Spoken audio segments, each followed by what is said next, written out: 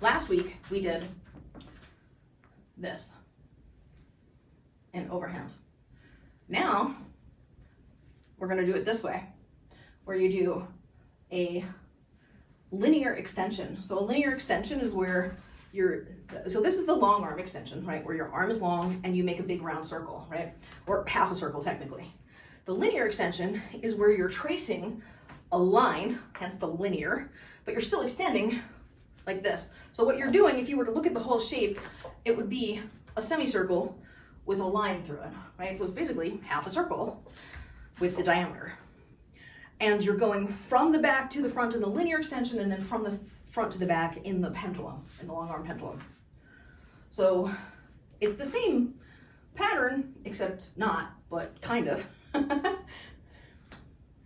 And then you can take that and replace your pendulum, long arm pendulum, with just pendulums around the head.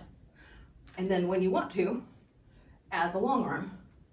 So I'm doing around the head, long arm, around the head, long arm, around the head, long arm, around the head, long arm, around the head, long arm,